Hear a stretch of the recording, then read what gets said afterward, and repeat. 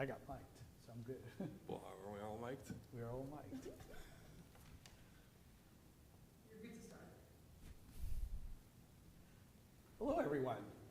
Welcome to this great session. We're going to be talking today about Agile and going back to basics. I'm here with several people who have signed the Agile Manifesto. Many of us who have been practicing Agile for decades. We all have some similarities in terms of what we think is important around Agile. We probably also have some differences. We're going to talk about these today with the hope of leaving everybody with some best practices, some guidelines that they can take away from and learn from this esteemed group of really smart people who've been practicing Agile for so many years. I want to introduce everybody to each other and to our audience. Phil, would you like to say hello to everybody? Hello, everybody. My name is Phil Heijkoop. I started off as a software engineer and Scrum Master. I went to the dark side and joined a tooling company and spent 5 years helping them implement the tool. So I spent a lot of time on the tool and process side of the people, process, and tools thing. Have implemented Agile at various scales, have developed some opinions on the matter, and I think that's why I'm here. Great, I can't wait to hear them. I am Ronica Roth. I'm co-founder and principal of the Welcome Elephant. And I do business agility and facilitated leadership coaching. So I'm trying to work with leaders to create environments where people can do their best work, where they can thrive, where they can create results and actually also be happy humans. So yeah, those. And I would say that is also what I did in the beginning, 20 years ago, 20 years ago, and now I'm back to it. I'm James Grenning. I've got one of those red shirts on, so I happen to have gone skiing on the right weekend in Snowbird, Utah, and was part of the creation of the Agile Manifesto. How I spend my time these days, I help people engineer. I'm an engineer. I help engineers learn test-driven development, so they can cause less problems for themselves and for the business. Hi, I'm Tim Ottinger. I'm with Industrial Logic. I started in '79 as a programmer. I survived the case wars and the waterfall and emerged as an object-oriented guy and then eventually as an Agile consultant. I'm the guy who decided not to go to Snowbird because I don't ski. So I'm the would have been, could have been Agile Manifesto author. Number 18. Could have been the 18th. Oh man. Oh yeah, I guess I'm also in the red shirt because Jim found one in his basement, so we all looked for ours. We got this on the 10th anniversary. I'm Jon Kern. I'm an aerospace engineer by training, but fell into software development for flight simulation and all kinds of cool things, and fell into object-oriented C++. Worked with Peter Code, he's kind of my mentor. We formed a company with a few other people called TogetherSoft and built that. It was a tool company, speaking of what you're talking about, Phil. And got invited to the Agile Manifesto because of my DoD days. You could, if you did anything regarding Defense Department giant projects, you'd probably understand why at least 3 of those 4 bullets are very, I had a lot of opinions, let's say, about how crappy process can be. So today I'm working with Adaptavist and we deal some crazy things, and I'd really like to talk to you more. Because yeah, in my opinion, we want to help people do joyous and meaningful work. It doesn't have to suck. Doesn't have to suck. Hey everyone, my name is Andrew Satriano. I'm an account director at Apptio. I specialize in our Agile solution target process. I've been working in the Agile portfolio and program management space for the past 10 years, so I'm really on the dark side. I've been helping large organizations scale their Agile initiatives for the past 10 years or so. I can remember when I first got my first job in the Agile space, I had to take like tests on all of your names, and so this is very wild to be sitting amongst all of you, getting tested on different flavors of Agile, and so looking forward to chatting with you guys. I feel a little bit out of place, but really excited to work with you guys. My name is Jim Highsmith. I'm also one of the manifesto authors. I'm sort of semi-retired right now, although it's become more semi than retired recently. I've been involved in the Agile movement or doing Agile-like projects since the early 90s. We didn't call it Agile back then, we called it Rapid Application Development. So I sort of lived through that era, and I call that the roots of Agile era, because there were a lot of things that happened during that period of time that caused the group to get together and want to try to do something different. And it's been real interesting how this has evolved over the last 20 years. Nobody at that meeting had the vaguest idea that what has happened would happen. And I often go back and think about why. Why did it happen? And it was the right thing at the right time, and it really caught on. And I think there were a couple of reasons for that we can get into later. Thank you. Awesome. I'm Tina Behers. I'm the Vice President of Enterprise Agility with the Adaptavist Group. My Agile journey started in the early to mid-90s as well, working with RAD, we called it RAD, right? Working with RAD, and then got introduced to this little thing called C3 by an uncle that worked at Chrysler. Everybody now knows that as XP. So I've been working in the Agile space since way back in those days. I like to joke with John that, some of us were working in Agile before y'all got drunk on the mountain. Somewhere in the mid to late 2000s, I kind of figured out, the real problem with organizations being able to have happy employees doing their work was a lot of byproduct coming out of leadership portfolio, strategies not being built in a way that made them adaptable. And that's really where I began to focus my work, is with the leadership strategy and portfolio groups. So excited to be here amongst all of y'all. Looking forward to this conversation. Thank you, Tina. Thank you, everybody, for being here. I'm in awe of being around so much expertise in one room. Again, my name is Isaac Sacolick. I'm an ex-CTO and CIO, spent 20 years in the seat of leading organizations, following many of the practices that you guys have written about, led. I now run a company called Star CIO that focuses on digital transformation, and I have 2 books to my name, Driving Digital and Digital Trailblazer, along with my writing for CIO and InfoWorld. So I'm really excited to have this talk with you. I'm going to start with Tina with a simple question, okay, that I hope you can all weigh in on. It's been about 20 years, 23 years since the manifesto, and the question I have is it living up to its potential? You believe that it's actually gone beyond your wildest dreams of what you thought that one day would lead to, but there's still some challenges that people are facing when it comes to Agile.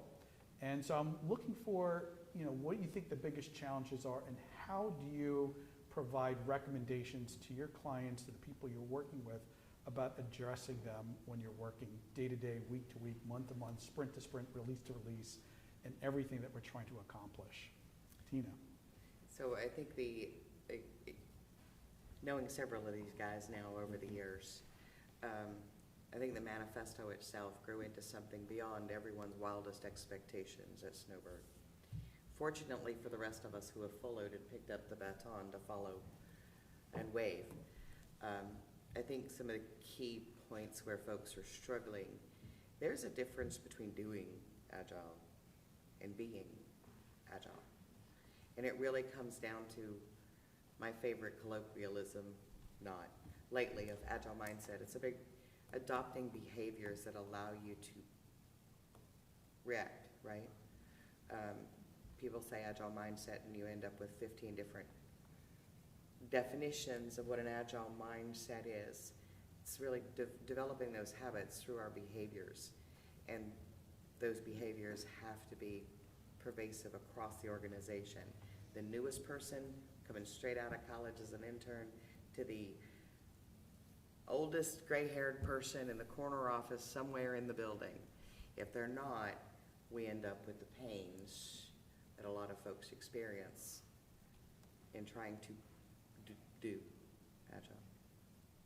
Jim? Well, as I said earlier, it has spread much further than I ever thought it would, or anybody that was there at the meeting thought it would. And I have to laugh sometimes. I get questions like, how come you didn't include X in the Agile Manifesto? I said, because X wasn't around back then. And it was done at a particular time and a particular place, and I think based on what came out, that it's been pretty positive for the industry. Are there some challenges? Surely there are. And I like Jerry Weinberg's statement of raspberry jam. The wider you spread it, the thinner it gets. And so out towards the edges, it gets kind of thin sometimes. And I think we need to help those people where it's thin, thicken it back up. And so I would like to see people really understand the manifesto. A couple of things about the manifesto. It needs to be interpreted in terms of its intent, not necessarily its words. When it says software, I can substitute product, I can substitute solution, I can substitute a lot of words in there. Don't interpret it, strictly word by word, but look at the intent. And one of the important things about mindset is without an agile mindset, you don't advance. You get stuck at the basics. And if you, in other words, you've got the novice, you've got a practitioner, and you've got an expert. And you want to evolve to a practitioner and an expert. If you don't really understand some of the values and principles behind it, you'll be stuck. And I think there are a lot of people that are stuck today, and I'd like to help them get unstuck. Thank you, Andrew. Yeah, over the years, I was always curious if Agile was just a fad, and it was something that was going to go away, and I couldn't have been any wrong with assuming that at the time. And when I was talking about some of those tests early on about different flavors, XP, Scrum, I've worked at a Scrum solution, I've worked at a Kanban solution, and now I've worked at a PPM and IT financial management system. And so what I've learned over the years is that these different flavors and different kinds of Agile approaches all change, and they kind of change what the Agile flow is itself. And so it's been really exciting to see how this has changed over the years, and the need for kind of incorporating some of those more flavors and some of those PPM processes together to kind of constantly change that. And so it's been exciting to see how it's changed over the years. And the last point is, I've always steered people to have the process instilled up front, and any implementations I've ever done with the tool have been most successful with having that process instilled. Yeah, it's interesting how you phrased the question about expectations, and my recollection would be there were none. Yeah, I mean, literally, I don't know if this is true or not. The beauty is, I don't know if anybody has a full picture of the truth, so to speak, of what was there, what happened. My recollection is it was an afterthought. Hey, you think we should publish this? Yeah, again, now people would think that's crazy because the internet's everywhere, but this was 2001. Internet was still kind of new and sort of sucky. So it's kind of funny because there wasn't any expectations. I don't think anybody thought, oh, this is going to set the world on fire. Why, I can't wait to be traveling in countries all over the world and getting pictures taken with people because it's so awesome, and it feels, I think, to most people that we unleashed something personal. It gave people a lot of, I think, we hit some sweet spot, something that I very humbly have likened it to the Declaration of Independence, very humbly. Wow. I don't know if Yeah, you know wow. what that word means. But the point is, some random people got together, wrote something that somehow got to the gist of the core of what we're wrote about, and it took off.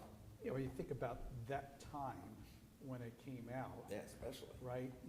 I think it was 70–80% of projects in technology were failing, right? It was hard to keep track of all the requirements. We had tons of business IT misalignments, and this was the dawn before transformation, the dawn before technology and data became so important for organizations. So you're right place, right time, with right message. But are we still struggling, or are we getting better at this? What are some of the things you're thinking about, Tim, when you think about Agile and why we have to continue to work at helping businesses get the value? Well, the manifesto is an artifact, and understandability, readability is an attribute of the relationship between an artifact and its audience. And the audience that views the artifact isn't the audience that it was written for, right? So it's a little bit of a transposed element. We have to work hard because most of the people I meet these days don't believe that waterfall ever happened. I frequently am answering those debates. People say, well, you know, waterfall, it was never an actual thing. It's a myth made up by Agilists to sell training. And,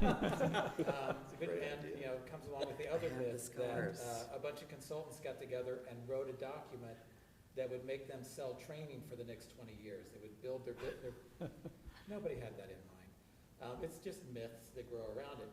Well, part of what we have is, you know, a different mindset because they weren't here for what we were fighting against. They weren't here for 3-year projects where you weren't allowed to deviate from the initial design and requirements and delivered the product they wanted 3 years ago. Yeah, so really like the army that's ready to fight the previous war. So they weren't there. They're not contextualized to it. And they have heard a lot of crazy stories. And they might have been introduced to some of the artifacts of an Agile method, which they believe is the Agile methodology. So mostly what we deal with is, we're dealing with a crew of people. Half of our industry has less than 5 years experience total. Half, right? And now we are answering questions they aren't asking anymore. And we're gonna have to deal with that divergence in order to reach a new audience. So I'm hearing practices and mindset, and then a reminder that even though many of us have been doing forms of Agile for some time, our audience is still relatively young at this, right? James, your thoughts? Well, I'll agree with John and Jim about there was no expectation that anyone would care about what happened on the mountain in Snowbird. Interesting what you're saying, Tim, about that time, and some of the things I think about that time were, well, the 80s were trying to leave chaos and do something more structured, and that's where I tried to help a company get waterfall going. And then in the 90s, we're finding out it doesn't really work, and we needed something else, and this thing called extreme programming happened. And it's like, extreme programming, what is that, right? It's like a joke name, but it got people's attention, so we started to pay attention to it, and actually fixed all kinds of problems, which, by the way, I'll just say as an aside, most of them are still broken today, because people are ignoring that innovation there. So, but again, nobody really cared. Nobody thought the manifesto would matter to anyone. Companies were more interested in sending their work to foreign countries for lower programmer rates because they didn't think programming was a real skill. And Cheaper way to fail. Yeah. And so there was that going on. And so I guess was part of the question, what do we need to work on? Yeah. There's no engineers at this Agile conference here. Very few. I'm wondering where they went and why they're not part of it. I happen to know from reading some blogs of complaining engineers that they feel like they're not allowed to do quality work. And I attribute that to they don't know how to do iterative and incremental development. And there's something to learn there that they're unaware of, which I was unaware of 23 years ago, and now happily am aware of it, and my life has gotten much better because of it. Ronica, Houston, do we have a problem or are we okay? I don't know. Can't help but pick up on a few threads. One of the first things I thought of what's changed is, and maybe it's a little bit the opposite of what you just said, but in line with what Jim said, it's gone from software to everywhere, for sure. And I'm not even always working in a software part of an organization when I'm bringing in the principles of the Agile Manifesto, which is neat. I mean, I got to work with a local nonprofit, helping them do strategic planning, but doing it in an individuals and interaction kind of way, and in an all-in kind of way, and in a really understanding their customer kind of way, which was amazing. And no matter what kind of environment it's in, it's so I was a track reviewer for the Energizing People and Teams track at the conference, and a lot of it to me is about energizing people in teams. How do we get the benefit of iterative and incremental, and therefore work is exciting, and we know how our work ties to value because we're close to our customer, and how much more fun is that. And so I remember when I did a lot of Agile training, which I don't actually do much anymore, you know, we always started with, Gene Tabeka always made sure we started with the Agile Manifesto, and it started from the principles. And then at some point I got bored of that. I'm like, do I have to keep explaining that? But of course, as soon as you drop it, then people fall to practices, to doing Agile instead of being Agile. And so of course we go. And so I loved that the keynote went from the non-Agilist, went right back to the Agile Manifesto today. But Houston, do we have a problem? I mean, the tension is, you've got business leaders who are afraid of failure and the uncertainty of knowledge work. And so that's stressful, and Agile is an amazing risk management tool for that, but that's not always obvious, and there's really messy parts in the middle, no matter how much transparency you try to create. And so then leaders get scared, and they're like, but just give me just tell me the plan. Tell me the plan so I can sleep at night. And so I think there's the what do we have to do? It's the challenge is, how do we help make visible that this is really the best way to get to the thing you're trying to get to, and make it less scary in the middle somehow on the way to the journey. What do you think? Well, I wanted to actually pick on something James said, because I can't believe I'm going to say this, but I disagree a little bit.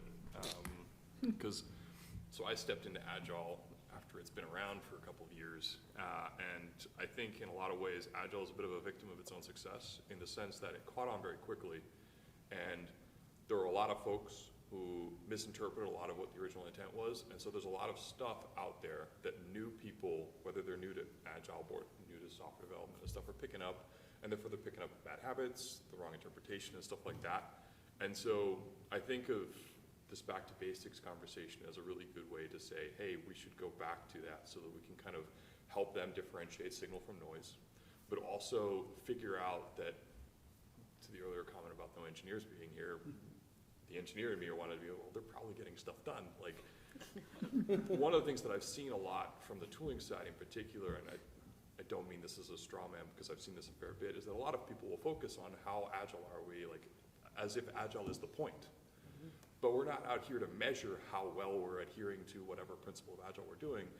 Agile is, in my mind, always been a means to an end, a means to delivering value better, faster, with higher quality and stuff like that. So I think that that's also, you know, to the earlier point I think that Jim made about the principle being very important. It was not about the literal thing that was written, whether it's the manifesto itself or some of the principles that were published, but more, we're doing this for a reason. We should get back to that because that's kind of the point.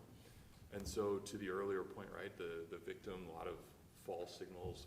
Maybe there's a bunch of consultants out there trying to sell courses. Maybe some of them have scaled it into a framework, I don't know. It sounded awfully familiar there. They might got it on a different mountain. But so when it comes to getting back to basics, I want to take one step back into why was it necessary in the first place, right? We weren't delivering value as a software engineer.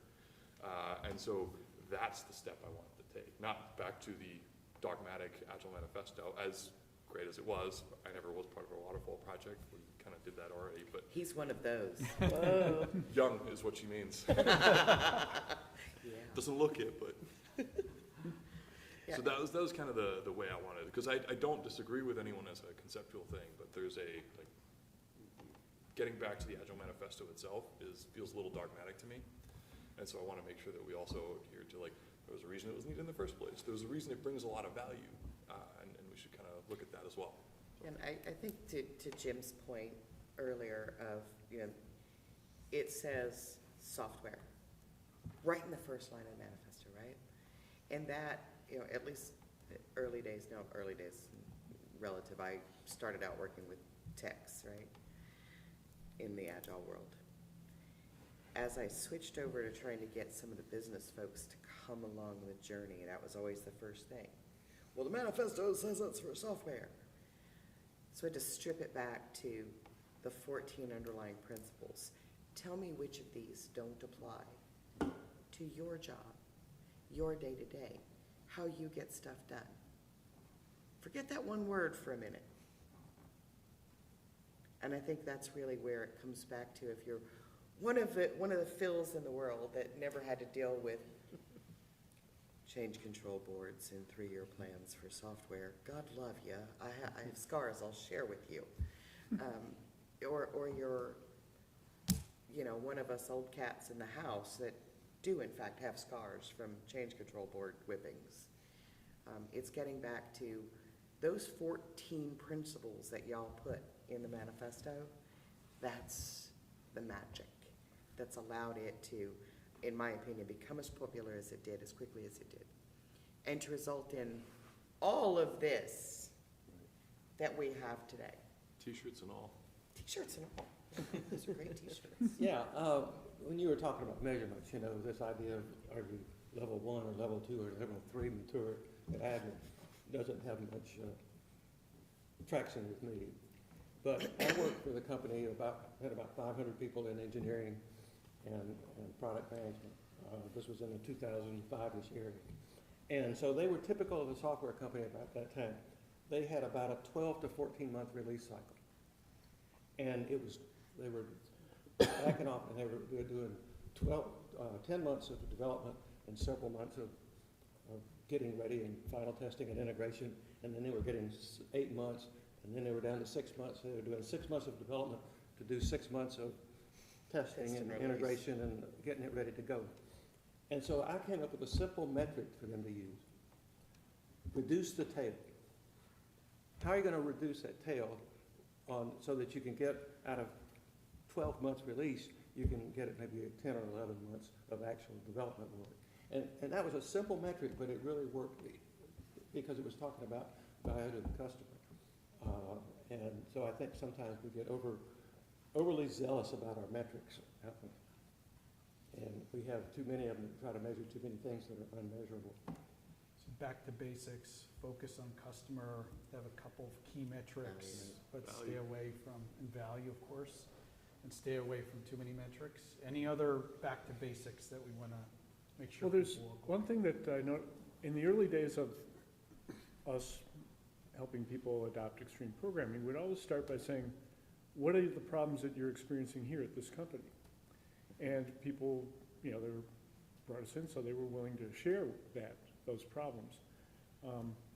What problems are being solved today? Oh, we're not agile enough. That's not a problem, right? So what's the basic thing is, what are we trying to do? Well, we want to deliver something that works in a timely way and have people that enjoy it, right? And that's the same. Was there any other back then? Those are the three that always came up in different words every time we asked someone, and that was what they wanted. And I think today, we still need that. Tim? I like the first 3 words are the best words on the manifesto. It says, we are discovering, and I think that a lot of people lose context there, and they assume that Agile is the thing. I mean, after all, they've written books. And Lots right there, of them. there's pictures in the books. There's a drawing. There, it's done. We're finished. All done. Done all those years ago. We decided, and James invented planning poker. And I asked somebody, they were doing planning poker, they didn't need to do it. And why are you doing that? They said, because it was empirically proven to be the most accurate way to do estimates.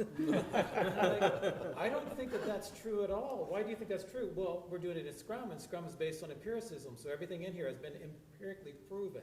People said that? That's interesting. And it's like, Ouch. no, Yeah, that was a we good one. are discovering. It's science, Tim. They said, 2 months to 2 weeks with a preference to the shortest period. Who thought we'd be delivering 13 times an hour?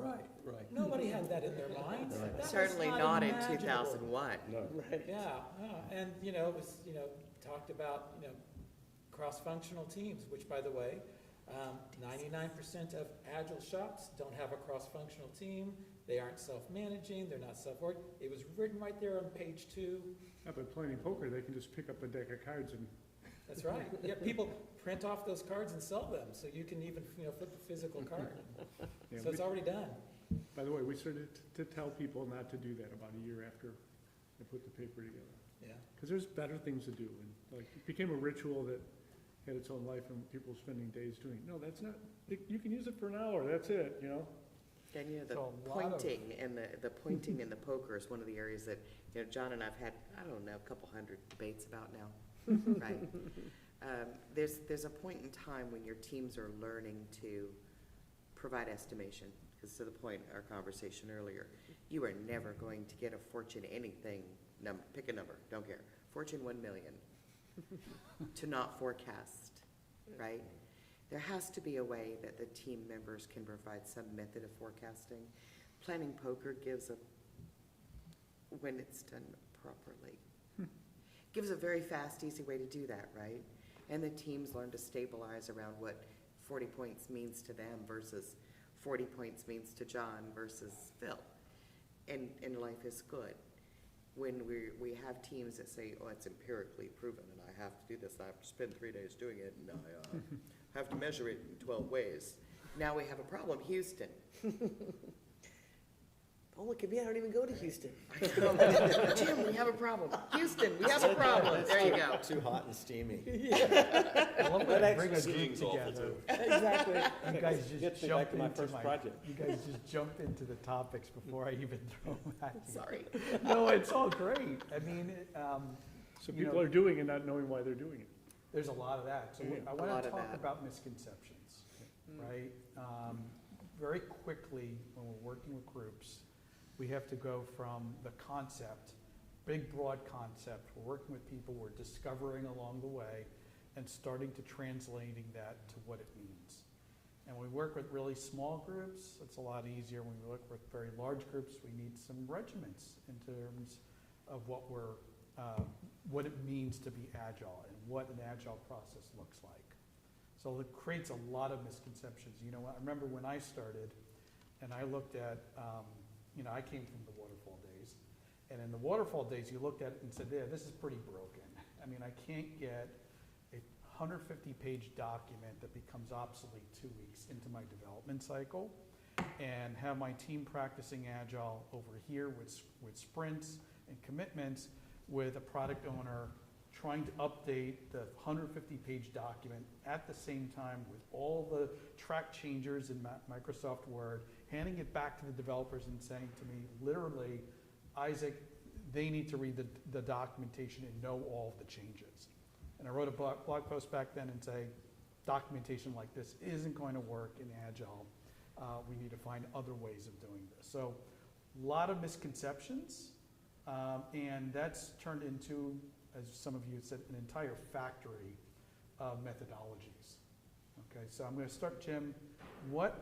Here's the exact question. What are some of the efforts around maturing Agile? Walk into an organization and trying to get Agile working as a working process. What are some of the misconceptions that you're going to go in and say, we need to talk about this? Well, I saw a LinkedIn message not too long ago that was looking at all of the myths about Agile. And my response to that was, these look like the same ones we had 20 years ago. What's new? tell me something new. So I think there's some misconceptions about the manifesto and also about Agile in general. Let me give you one about the manifesto. There's a big contingent out there that think the word over means instead of. Yeah. Right. So if it's process and tool, if it's individuals and actions over process and tools, then process and tools were not needed, or the one with documentation. And it didn't say that documentation was not appropriate, but that collaboration needed to happen, and then you produced the documentation that you needed in order to support that collaboration. And if it was cards on a wall in a small team, that was great. If it was a bigger project, maybe you needed a tool of some sort to handle the distributed nature of the project. But there were some people in the aerospace industry, in particular, who had come from a big methodology position. And I think two things happened. One is their mindset was it's instead of, and then they happened to listen to some people who took a fairly extreme position and said, aha, see? And, people complain sometimes about the extreme programming. But I actually thought that extreme programming did us a big favor, is that it showed us the extreme extremes. It expanded our thinking about what was possible and what wasn't possible. And without that, we'd have a very narrow view of what Agile methodologies are. Now, does that mean you ought to actually do those extreme positions? Maybe, but maybe not. You know, if I'm doing the Webb telescope software, I probably don't want to use undocumented XP programming. I probably want to add some documentation to that. But you were right about the documentation is not, does not convey the information that you need to sometimes. I was working with a company in New Jersey one time, and the architects had just released a architectural documentation that was supposed to carry the company forward. And I talked to the developers, and I said, did you understand the architect's documentation? They said, no, and they just set it aside. I went to the architect and said, so how many meetings do you have scheduled with the developers to explain your documentation? And they said, oh, we don't have any. It should be obvious. And so those were the kinds of things you ran into in the 90s that the manifesto was trying to say. This is still important, but this is even more important. So back to basics. Misconception number one, collaboration before documentation, That's but right. Documentation is still really important. Right. I want to make sure people understand Right, that. and the same thing, if you take the value statements and reverse them and see how they make any sense. So process and tools are more important than people and interactions. Same Let me thing. add a little think so. something, let me add a little something to that, because I remember at the time being very interested in the documentation side of it. And Kent's view was not that documentation isn't needed, but there's just nothing in general to say about it. So it's missing, not because you don't need any, it's missing because there is not one size that fits all. Right? And so that's my understanding of documentation. You would produce what you need. Right. And it was interesting, I had to take this position to a company that was very used to very large processes and lots of documentation. You need a lot of sign-off sheet to not do the documents. And we came up with a concession, because their boss was giving us a lot of freedom, the director was giving us a lot of freedom.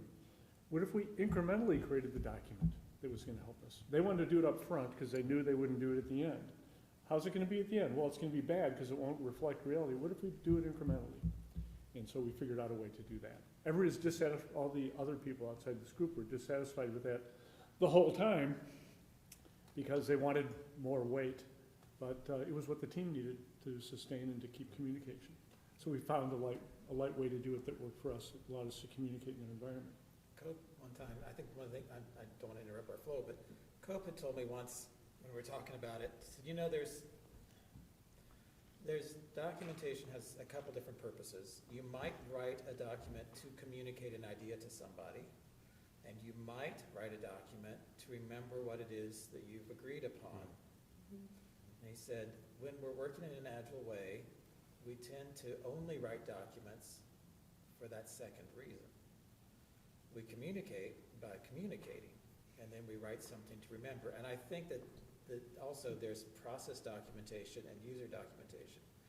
Agile doesn't require as much process documentation because the expert is in the team. And most documents that are written in Waterfall was because the experts would be dismissed before the team began the next phase, because you can't afford to have everybody on staff all the time. So most documentations are still a stand-in for an absent expert. And in Agile, we try to pull the experts into the team. So people, collaboration first. Tools are still important. Documentation is still important. I'm still looking for more misconceptions. Andrew. Yeah, I think, you know, the importance of starting small and letting organizations see the success from those teams are probably the more successful agile transformations that I've seen over the years. You know, as you just said, there's not a one-size-fits-all, and, you know, the business sometimes gets hung up on not being able to report on time, money, and resources, and really that shouldn't be a roadblock for them. You know, there's different ways to kind of configure that approach, and, you know, if you're moving somebody to a story point model or from a time tracking model to a story point in Fibonacci type of way, you know, there's a way to kind of appease those people, but starting with the small teams, maybe scaling through other agile release trains, and proven out to success is the most successful way I've seen it scaled out in So organizations. the misconception is that you can't get to the big rock. You can get to the big rock, but I'm gonna chip away at it and let the team learn through the experience of practicing and collaborating together. And especially when they're cross-functional teams and those teams that start seeing, how they're working on that side of the fence, that's usually how I start to see it spread like wildfire. John, Can I, go ahead. Go ahead, Phil. sorry, I wanted to pick up on the other nugget that you actually threw in there, because it's also important that a lot of the work that the teams do, especially if they're the first ones to start it, still has to work within the context of the organization. So whether it's the process of finance reporting or estimation or forecasting, like this stuff still needs to be done. And a lot of times, one of the misconceptions around Agile teams in particular is, like, if we get the team to work Agile and incrementally and in Scrum and hell with Jira, then they're Agile and they're good to go and we can move on to the next one. But it's about getting that process tweaked so that it fits within the whole organization. And so it's not this local optima, it's the broader optima that we're trying to fit it into, so that, we're not getting, ignoring process and whatever else. This is still stuff they need to do, because, if we just leave the team to their own devices and they'll sort all that stuff out because they're self-organizing and empowered, well, probably in a couple of weeks, this checks won't start cashing anymore and they have a different problem. So I think it's important to make sure that they understand, especially when we're talking about this back to basics, it still needs to fit within the broader org. So whether it's a release train they're working on or anything else, like they still have responsibilities there. And those are also processes that are important. But, again, to the misconceptions, like people often think of it as just the team. Let's get that. Just a team, just Agile, but forgetting about the fact that we're trying to get to an accomplishment in an organization with a specific set of talent and culture. John, bring me back here. What are the other misconceptions? You've seen it process evolve for 20 years now. Yeah, I think if you can examine the manifesto and the principles, the values and the principles through a lens that I think what Jim and I were talking about, trying to help people understand the conditions we were in. I do like the fact that we were humble at the top and the bottom of the manifesto, the preamble, by doing it, not, well, we figured it all out, you peons, here you go. We've come down from the mountaintop. No, we're actually still doing it. I code every week, production code. I'm still learning. To me, Agile's still really hard. You mean it's really not intended to be the commandments No, again? right, and that's a big misconception, is that, that's a big sign of our humility, and the this over that. Sorry, we left it ambiguous. Guess what? You gotta use your brain. But a lot of people. So you're saying you intentionally left it in I wouldn't go, that would be egotistical for me to say we did that on purpose, but I think the part of it was, it's a great solution to us arguing about things. I'm a process nut. I bet I have some of the most documentation in the wiki of anybody on a team, but it's not documentation for like I grew up in DoD world, and that was documentation for documentation's sake, and it sucked and it was worthless. I like to think that I'm documenting the stuff that you can't find out, or the things we chose not to do, and why, because I might be me. Forgetting what we, like, wait, what did we decide? I forget. And usually someone else on the team reminds me what the heck we decided. So, I think that those are really important things to maybe bring out, because I find that when I bring them out talking with different groups, that they don't, you can't get that nuance. I think, it's probably hard to get that nuance out of the manifesto. Yeah, I got more to say, but I should yield my time. I want to give Ronica a chance here. Well, actually, the two things you guys just said get me to something I've been trying to doodle and not find the right word for, but there's something around, you do have to use your brain. It isn't, the practices are really just stories, or all the practices, all the methods, all the things are really just stories people have been telling each other about things that they found that worked in various contexts, and how similar is my context to that context, and can I use that? But one of the things I was kind of going back to, because I've seen this go wrong, is we have to engage with the teams. We want empowered teams who are using their brains. I also want them to use their brains, not just for how to build the thing we're building, but how how to be agile and how to scale that agility. So great, we worked it out as a team, we're doing great, we're finally delivering, we're creating value, and we can see that it's really fun. Oh, but now we're gonna work with this team too, and that team over there? All right, well, they're doing it slightly different. We should get together and talk, and not like we should tell, Ronica should come in and tell us how to do it now that we're this many teams. But all I want to do is then let's all get together and figure out, well, what's been working and what hasn't been working now that we're trying to collaborate across more teams. And so now how do we want to do it? What do we want to change? And by the way, I've got a few stories to bring about things that we've seen work in the past.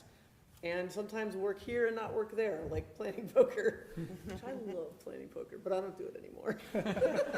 So one of the things I wanted to kind of tee up on, because I think that there's a conclusion that I hopefully can build on here, Yeah. standing on the shoulders of, well, giants. I think I'm the tallest one here, but is the fact that it's great, like the sharing of knowledge is really, really important and really big, especially as you get into larger organizations that are all doing things that are similar but not quite the same.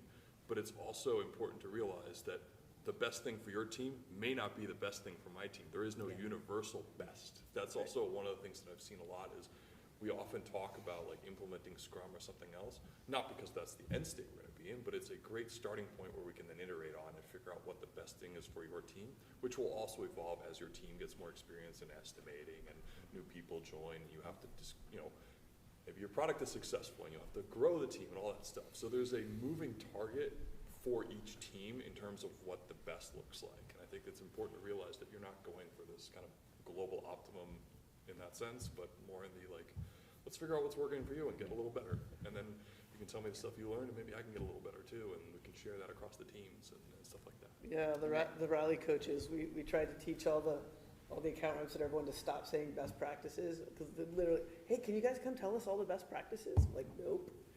No we need such Moses thing. for that one, huh? But we'll help you find better practices for your current context and how to know when your context has changed such that these are no longer the better practices. And I think that's really kind of the key, and one of the misconceptions about Agile, at least in my life that I've found, it's Agile doesn't scale. Well, so let's define the word scale, not in terms of a set of specific documented best practices, but let's define scale as the organization broadly are all doing things. And that doesn't mean that just because Jim's team does Scrum that way and Phil's team does Scrum that way, that one of them is wrong. They are context, and this was a conversation I was having earlier on the floor with the folks from IC Agile and Integral Agile. It's all about the context. Even in an organization where 10 teams are working in web languages for different parts of the different web pages, that team's context is not identical to that team's context. How we do Agile as our little team is for us to decide. Now, does there have to be some guardrails so that all of that information and data can roll up and our executives can know, we're getting that thing you said was a strategic priority done? Yes. Do those have to be heavy and documented with 3.5 feet of paper sign-offs in a process? True story, ran into that, not pretty. No is that answer. Unequivocally, that answer is no. So it's about finding the right balance and context to scale Agile. And there's such a misconception, misperceptions, bad perceptions, pick your flavor of word, that you can't do Agile in a large organization. So there's a misconception here because, I hear interpretations of the word self-organizing on both extremes, right? I hear self-organizing means team does whatever it wants, they self-organize and they decide.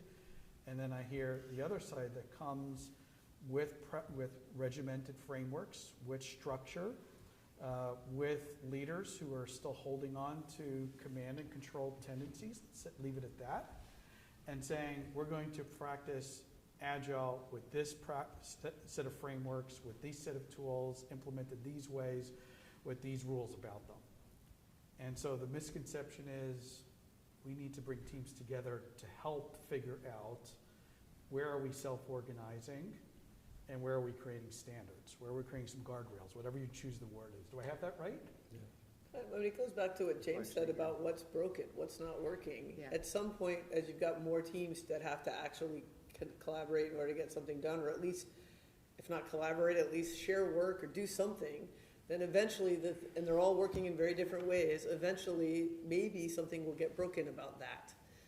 It's really hard to hand work to each other. We work on different sprint schedules, and so it's really hard to have ready work that can integrate or, whatever.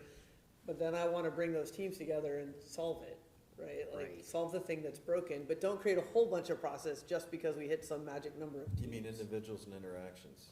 Oh, so imagine how that came back to that, didn't I it? can't believe how Nice. many times it's come up already, right? Go ahead. Yeah, there's, talking about the young crew, if you were to poll a few thousand developers informally, not that I have, if you start polling, you'll find out that most people think that Agile means a shallow hurry. That the way you do Agile is first you go to an all-day meeting, and then you finally get out and you're given 3 points worth of hours and a ticket, and you have to go and finish your ticket within that period, and you're not allowed to refactor, and you're not allowed to test, and you're not allowed to make any design improvements. Your job is to pull your ticket, get it done within the slot, and pull another ticket. And then after 2 weeks exactly of this, on the final day, you get together to complain about how much you hate it and do nothing to change it, and you start again on Monday. I was actually told that the purpose of a retrospective is for people to just get it off their chest so they can get over it and go back to work. Wow. So Been to a this couple is of those. what the majority of people hate. All the people saying, I hate Agile, it's this constant shallow hurry. That's extreme, but not extreme programming. Indeed. Yeah, it's a horror show. And it's the dominant form. That's the struggle I think leadership has, is figuring out, where to create a way of working, a style that people can sign up for and be excited about, and figuring out, having 20 teams with different sprint durations and different sprint starts, that sounds to me like chaos. But if I have 3 groups, and one wants to use planning poker, and one is using points in one way, and someone's using points in a different way, I think I'm okay with that, as long as I'm getting some kind of estimate and some kind of commitment around it. I think that's the struggle the leader is facing. When you bring that up, something Tina said earlier today, a few times, right? Talk about things that have misconceptions. We brought up just talking about rituals and practices, and started using words like agile mindset and agile culture. And it's something that I think resonates with people, okay? They sort of get what not having an agile culture is, or not having an agile mindset is, right? But we have a hard time describing what it actually is. What does it look like when we see it? What does it look like when we feel it? I think is probably the better answer. Okay. Andrew, do you want to take your definition of what agile mindset and agile cultures look like when you work with an organization? Yeah, I think, it's the whole idea of making sure that your teams are not overworked, making sure they're able to handle the capacity that they're being told to work.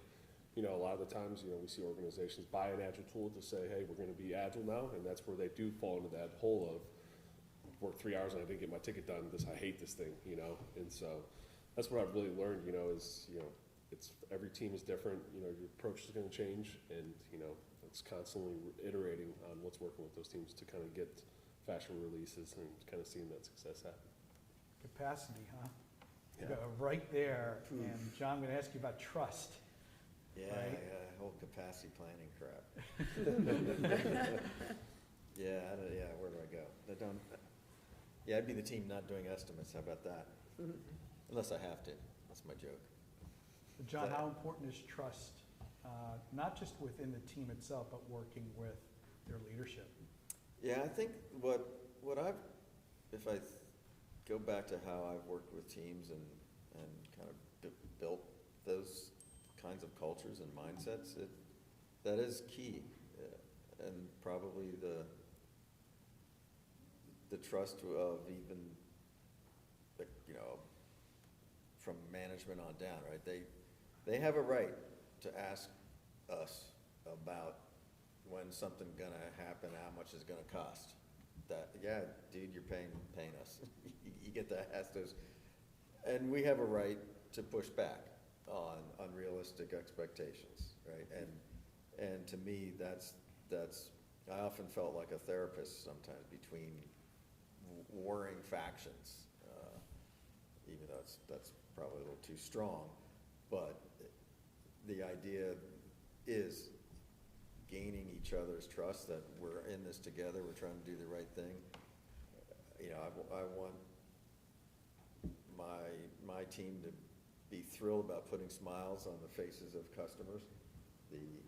That's the goal, is, in my opinion, is just delivering value and having a fun time doing it. And striking that balance where you're able to answer to the gold donors, as they call them. I have to put that into 2 words, so it doesn't sound like gold owners. It sounds like gold donors. And I think that's where it begins and ends. It's really building that trust, and especially with the work I do every week is with firefighters and things like that. They're a wonderful bunch to work with compared to some other verticals, shall I say. Insurance, excuse me. The truth comes out. Yeah, but I joke. It's really building that relationship with the client, which is super special, and building the trust with them that you'll deliver. And I can get out and from under all the stuff that has almost no value, like estimating. Did I say that yet? So we're gonna Gee, I have to, wonder where John stands on estimation. I have a trick. Yeah.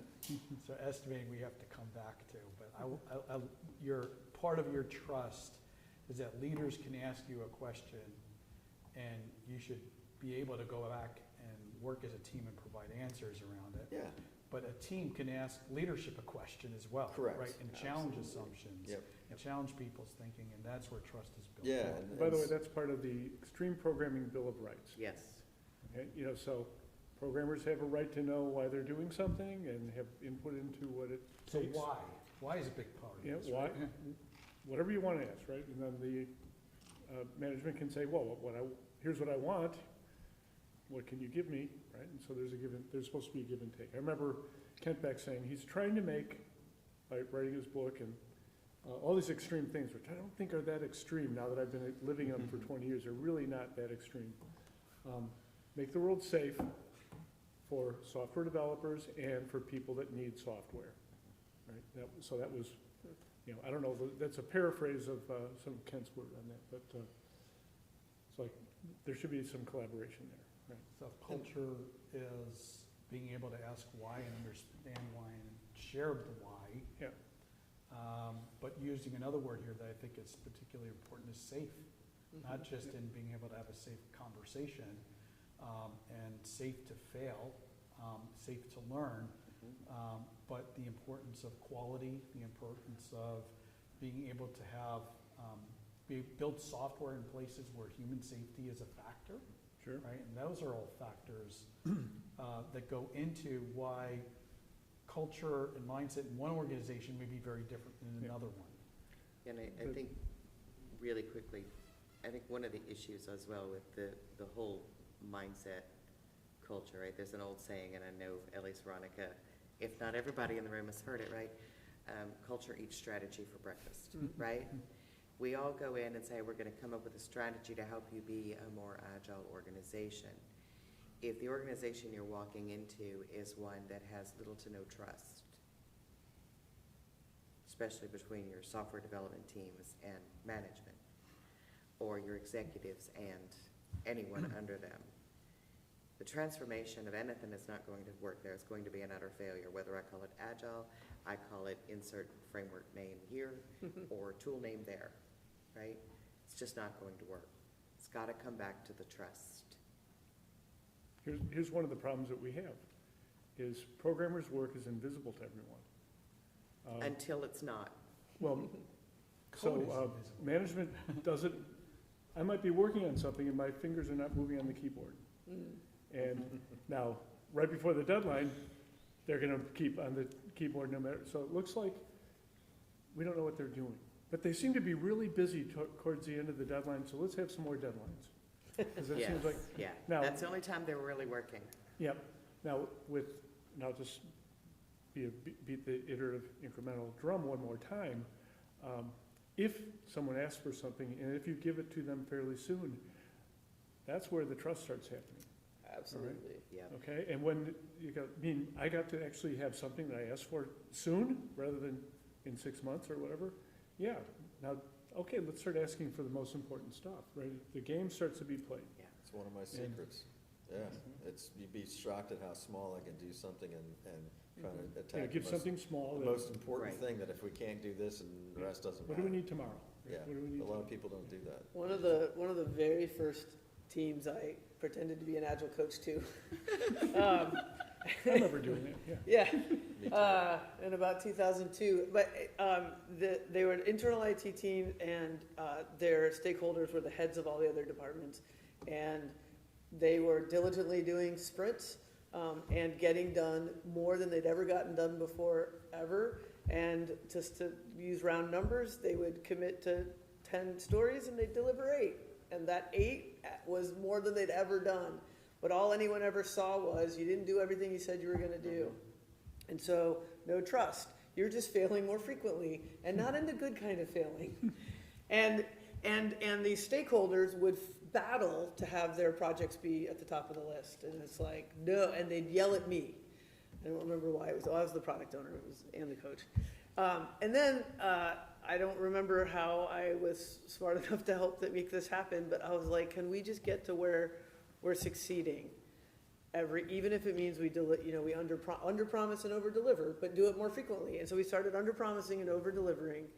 And it only took 3 of those sprints that we under-promised and over-delivered before the conversation with all those stakeholders, the heads of every other department, completely changed. Instead of yelling at me, they looked at each other and said, tell you what, out of my top 5 priorities, if I can have, you can have your number 1, if I can have like 2 and 3 in the next sprint, and then I can wait for my stuff in the sprint after that. And I'm like, oh my God, did they just say sprint?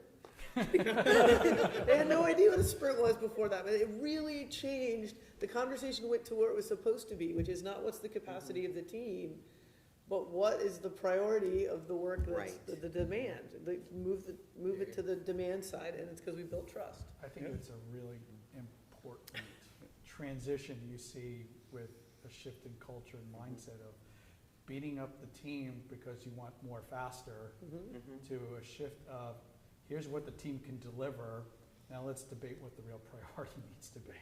Yeah, Right, because and you see capacity is that, you know. constrained and demand is infinite, and that's never ever changed, which is why the estimate's kind Exactly. of like, I can. That's why waterfall failed. Yeah. Well, the bad thing about the points were that no matter what they were, somebody else said, well, we could give them a goal with a few more points, that's gonna be good for them. And really what it does is destroy their system. Stretch goal. You know, the Destroys feedback their is- system that they built for themselves. That's what I loved about points is because I was always demanded hours. How many hours, how many dollars is it going to take to build this feature, which we knew was a bunch of stories underneath it? And I said, I can't really answer that until we start working on it. But I can show you the complexity. I can give you an estimate of the complexity, and then I don't want to debate the complexity. I want to debate the priority of what you asked for and whether it's worth investing in that complexity. So I think the value of estimation is to get a rough idea which things are less expensive than which other things. Yes. Yes. So that a decision could be made to what to do now. Like realize that the estimate will be wrong no matter if you spend a month on it or 2 hours, right? It's gonna be wrong either way. You might as well be done in 2 hours because then you could actually go do something. Except the Exactly. typical problem is you have this command and control mindset, And there's estimating it full up, unlike what you just mentioned, Isaac, which is kind of what I strive for is, no, this is negotiation time.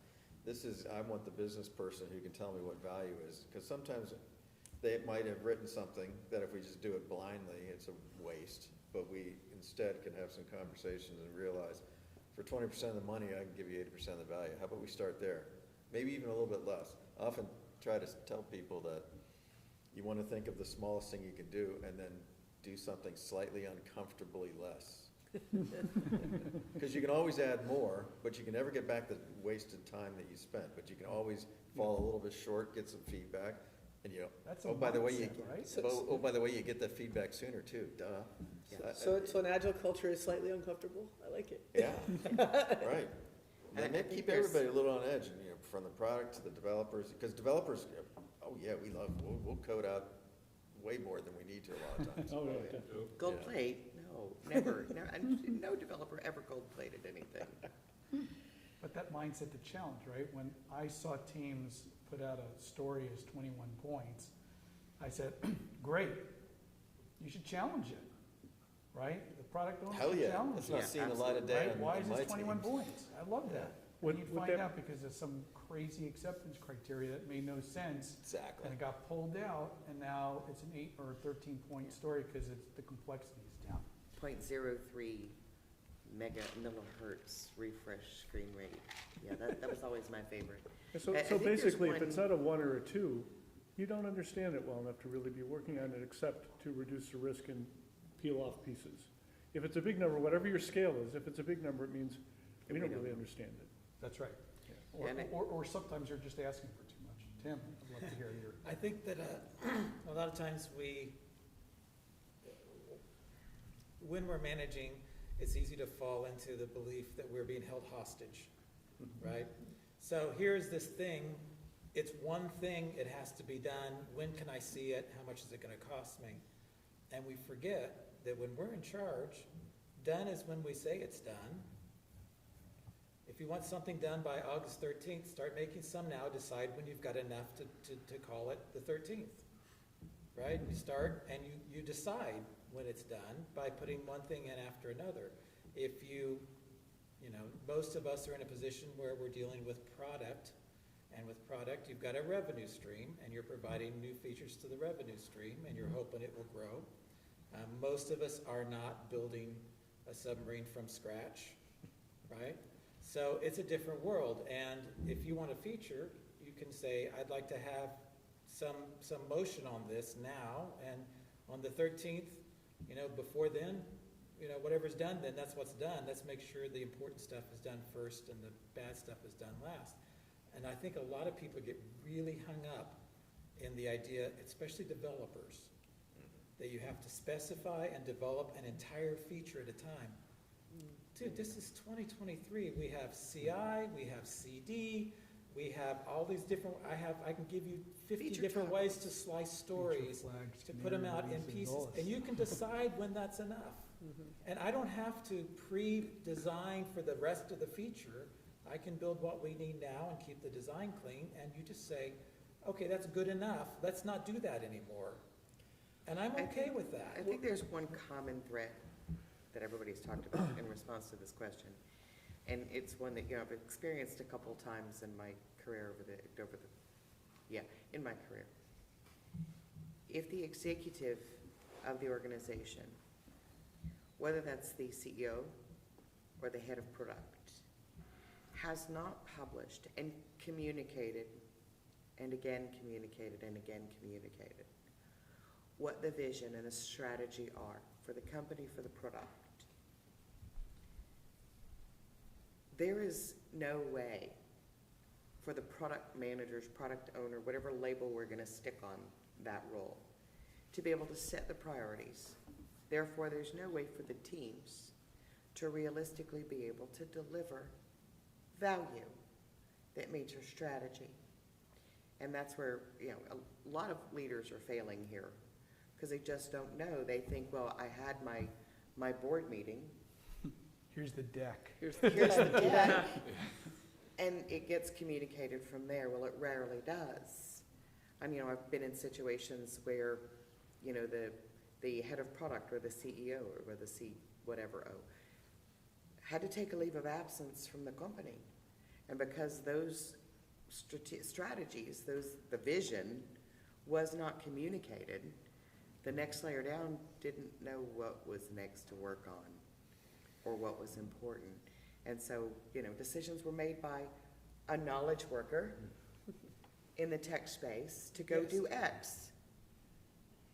And in one situation, it worked out really well. In another situation, that particular technologist, who was brilliant, by the way, and had been working on that product for a long, long time, got axed because he made a decision that wasn't in alignment with a vision that he was never provided. Well, and provided how often, a colleague of mine always used to Exactly. say, you have to say things 8 times, 8 ways. That's Yes. 64 for you keeping track at home, right? Yes, it is. Right? And so tell the story, give a board deck. Sure, I'll take a picture, draw a picture, tell a story, maybe even make some documents. I don't know, maybe not. Have a town hall. sing Write a song. skit, make a skit. So I'm hearing a lot on mindset and culture. It starts with really good communications again. It absolutely does. Right? And if we're not seeing that, maybe, teams are executing, but we don't even know what they're executing to. Well, I wanted to key in on that because I think that there's to go back to the original question about the agile mindset, one of the things that I've seen a lot, and this is why product management has become very sexy in the last couple of years, is that there needs to be a layer of kind of trust, or at least understanding that the details of how whatever vision you have gets implemented is TBD, and the software developers still to figure that out. And the understanding that that is okay within leadership is the first step, and that is a collaborative process to, when they work on a story or a feature or something else, most of that is learning. Most of that is figuring out is this feasible? Can we do it? Can we hit this acceptance criteria? Can we do this under these circumstances? So that we can then figure out, not the specs of it, but is this a good idea? Does it meet the goals? And in the context of the conversations, most of this inside the business context is a way to de-risk your project or your strategy or whatever it is you're doing. So if you work in those ways, you have leadership, management, and the software engineers, or whatever group is actually doing the work, working together, because we're all actually tackling that same level of uncertainty at the execution level. And as long as everybody understands that we're still figuring that out, and if we figure out it's a bad idea, all right, that's the new reality we live in, and we adapt.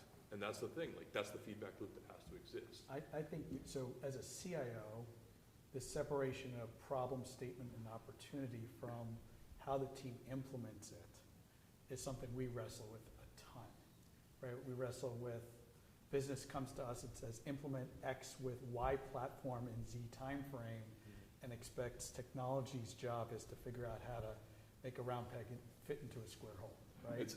The worst ones are people who used to be software developers and have kind of been promoted up. Yes, they are. Because they know enough to be dangerous. That's They'll right. be like, oh yeah, I could code that up in 2 hours, I'd rather go have do it. them And than then, people who've never done it before first. What do you mean it's gonna take 9 hours to do this in our new technology? I could do this in 2 But in my I day. Let's take a stab at that. Yeah, but there's 2 things I want to make sure captured here. There's 2 things I'm hearing here about mindset and culture that I don't think gets out quite as often as it should, and that's that we're always learning, okay? Even when you have something boiled down to a story with really strong acceptance criteria, there's still learning going on, okay? That's where the ability to understand how to work with a team while it's doing that is really important. And another word I've heard a few times here talk about mindset and culture is around risk. Yep. I mean, there's a perception out there that agile teams aren't risk-minded. That there just is. We're going to throw code over the fence and see what breaks, and then we'll come back and fix it. I think honestly, I think it's more that the leadership doesn't understand what the risk is. Because when you're starting to build something, whether it's a software product or a car or something else, most of the time it's something new. It's something that hasn't been done before. And so therefore, your risk is going into this unknown space of product and figuring that out. Can we do this? So the risk is going in there, and you're effectively sending your software engineers to go figure that out. And to figure out, is this a beautiful blue ocean green field, or is it a minefield that we're going to go into and we're going to run into all kinds of problems? And so the risk is actually of, shall we go in there with the way we're doing it? Can we find a new way? All that stuff. And so having leadership understand that the learning here is figuring out the risk, and any failure, any signals that we're getting from the team is actually informing us, are we doing the right thing? Is this too risky under the circumstances? Can we get this, can we be successful here? Or do we need to pivot out of it? There's the element, sorry. Let me take a stab at the question. First of all, I think the purpose of an agile mindset is to prepare us for a turbulent future. That's the purpose. And whether it's a software developer or whether it's an executive, our purpose is to prepare us for the turbulent future. And I've come up with 3 behaviors that I think are really important. You've got to be adventurous, you've got to be nonconformist, and you've got to be adaptive. If you don't have people that are adventurous, that are willing to take on some risk and challenge the status quo at all levels of leadership, you're not going to be agile. You've got to be a little nonconformist. If you think about the 17 people who wrote the manifesto, there was a bunch of nonconformists in that group. And you've got to be willing to do that. You've got to be willing, as long as you remain who you are and are not just being nonconformist to be nonconformist, I think it's necessary. And you've got to be adaptive. You've got to be able to sense what is out there in the world.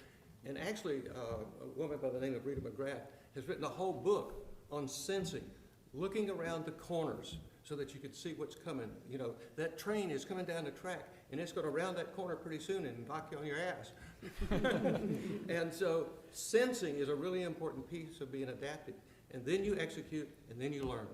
And I think those 3 things, being adventurous, being nonconformist, and being adaptive, are part of what Agile Mindset is really all about. And we were talking about trust, and a lot of trust is anticipation. You know, you find that person that you trust in your team, they've always come through for me before.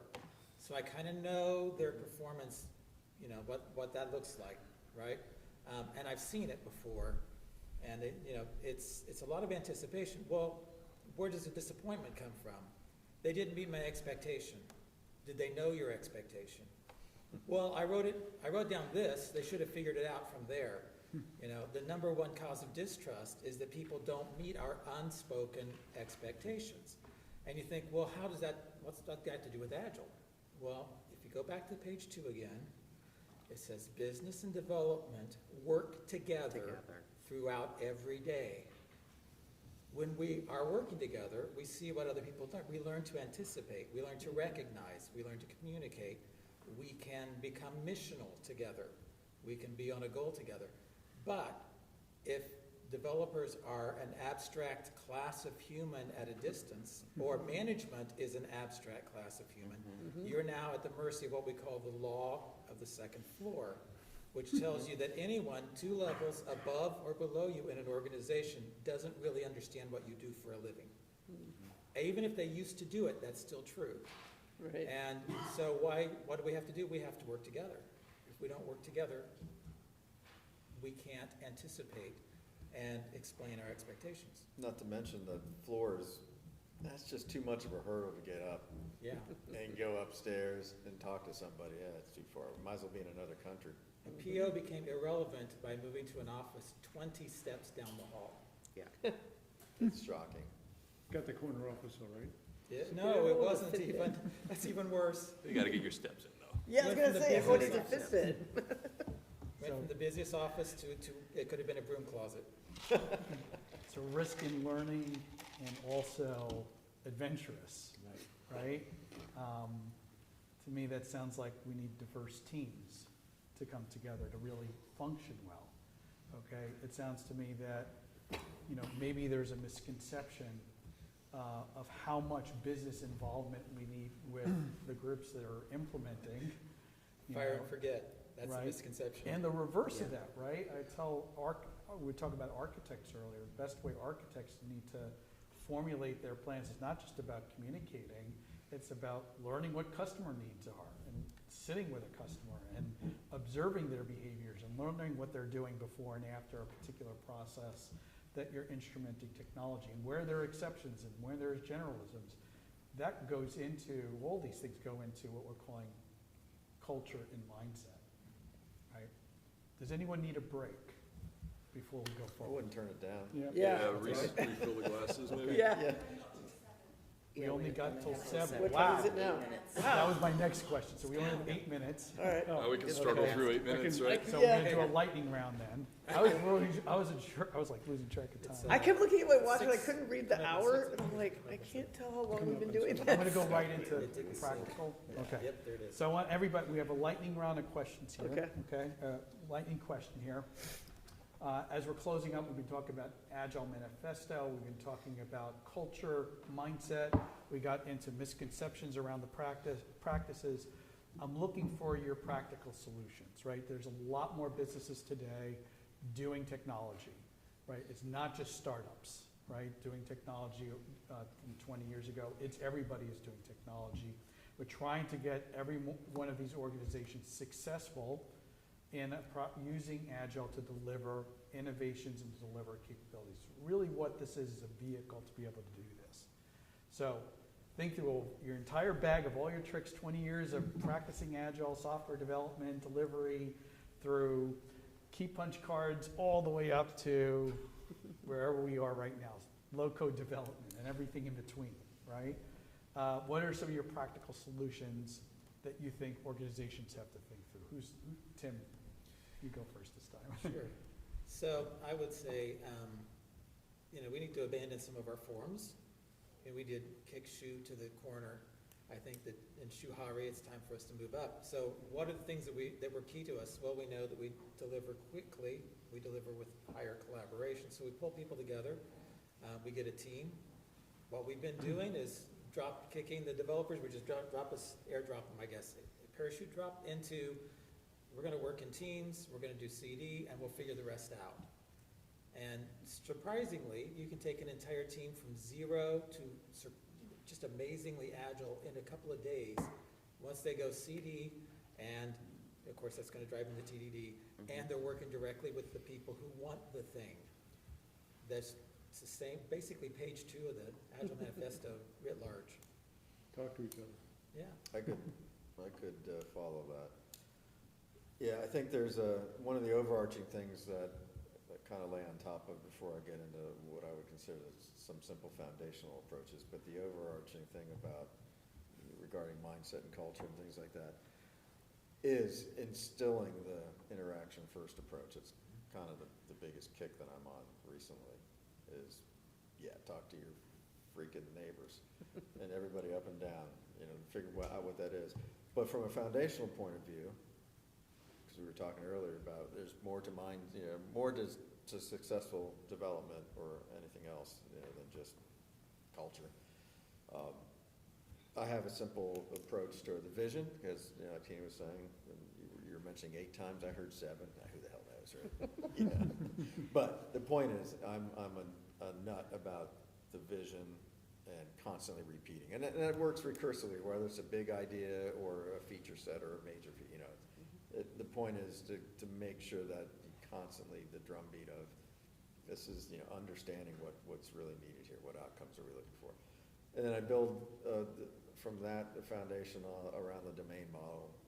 James knows I'm not about the domain because that's where you make your business. You don't make your business on the latest fad of UI and things.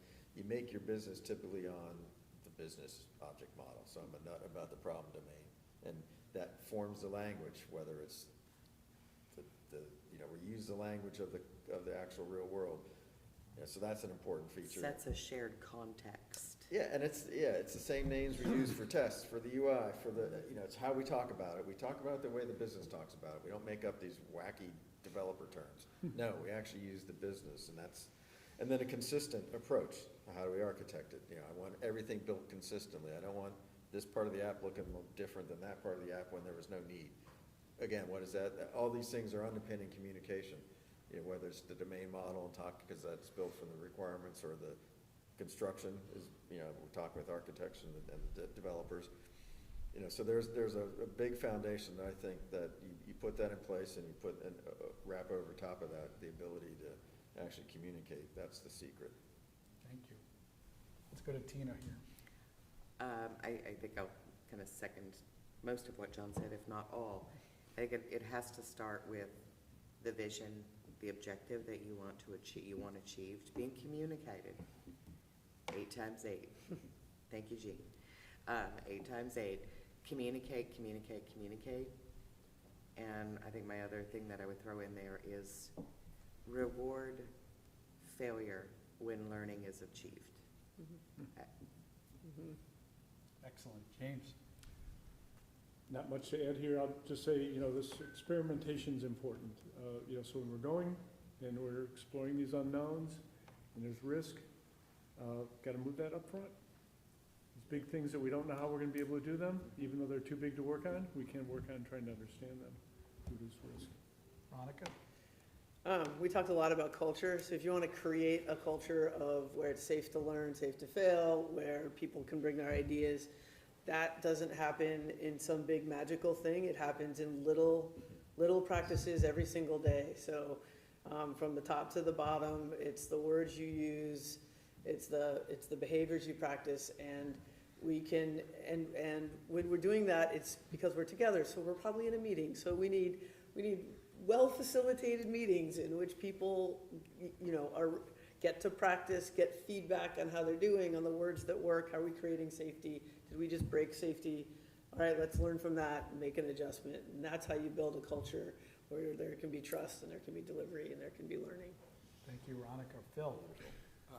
I agree with everything that's said so far. The one thing I want to add that hasn't been said yet is that to get buy-in, because you often have to get buy-in from people that we often amorphously refer to as the business or management or leaders, it helps to remind them that we're trying to do the same thing. We have the same success, the same end goals in mind. We just are trying to get through this uncertainty that we're trying to do the best we can. And so making sure that it's not a us against them scenario with leadership and the rest of your team, whether they're 29 steps down the hall or whatever, how many it was. It's important to remember we're all in this together. We're going to go together. We want to be successful together. So that's kind of the point. Andrew? Teamwork, collaboration. The collective is much stronger than the individual. There's a lot of concepts, not even being an engineering background, working in sales, I've taken into my sales career, and so having the team together, is so strong. And understanding, though, agile to one team or one department or one business unit is going to be different from another one's, and so it's not a one-size-fits-all type of approach. And Jim? I'm going to combine a couple of questions you have, one of which is misconception. And I would like to voice a misconception that I think people at this table have, including me, is that we know enough about organizational change and organizational design to help people scale. And that we need to get some help. Our expertise is in the technology and the agile, and if we're going to scale this stuff into organizations, we need to get some people who really understand organizational design and organizational change to help us. Thank you, Jim. John, any final words before we close out? No, I gave enough. You know when it's done, right? Yeah. Know what problem you're solving. No way. Yes. Yes, it's a classic. Any last words? I want to thank this team of amazing Agilists for helping us get back to basics today. It's been a wonderful experience moderating this conversation because so many key points really did come out. We talked about misconceptions, we talked about the strengths of the manifesto, we discussed culture and mindset, how important that was, and just the importance of communications, I think is probably the lasting thing I'll have from this group. Thank you for your attendance and your participation today. Thank you to the Adaptavist. Thank you to the Adaptavist for sponsoring us today. And looking forward to seeing you all around in the Agile circles. Thank you. Thank you. Thank you. Thank you. Thanks. Thanks very much. Yes. Yeah, of course. Creeping around this whole time. Oh, Tim, can you come? No, I think I can get it. Okay.